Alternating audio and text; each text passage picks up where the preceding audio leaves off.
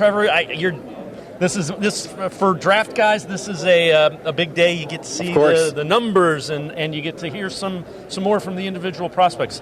Browns are looking for a quarterback. Yeah.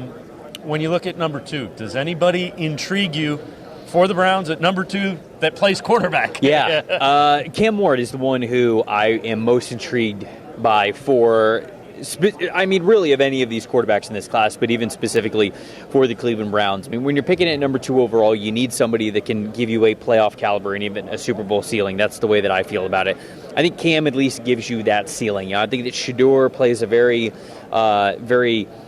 I would say, like, clean brand of quarterback, but I just worry about, okay, is he ever going to be in that tier 2, tier 1 of quarterbacks at the NFL level? Does he really have that kind of overall, like, physical gifts to really be able to be that kind of a quarterback?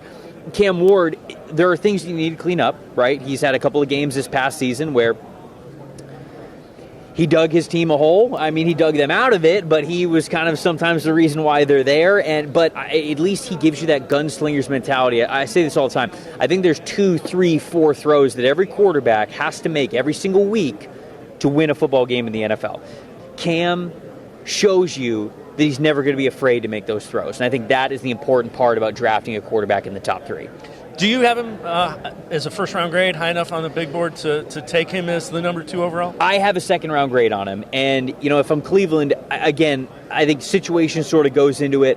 I would be taking one of Abdul Carter or Travis Hunter, or I'd be really exploring a trade-down opportunity specifically for where this franchise is, right? I think the Deshaun Watson investment failed. And so you have to think about what the next phase of life is going to be, not just at the quarterback position, but your entire team. Because when they went in on the trade for Deshaun Watson, they very much did so thinking that the rest of the roster was ready for that kind of an investment, going out and getting a player like that, and hopefully making the playoffs and making a Super Bowl run. That didn't happen. So now you've got a situation where you've got expiring contracts, right, where you're going to have to address over the next couple of years. The offensive line, a lot of guys on the offensive line are either free agents this upcoming season or next season. And then, of course, there's the Myles Garrett component as well. If you're trading Myles Garrett, this is a multi-year rebuild at that point. And so if you're even entertaining that idea, and if that ends up happening, to me, there's no need to force a quarterback here at number 2 if you don't think that one is worth it. You might as well trade back or take a guy that you really think is worth it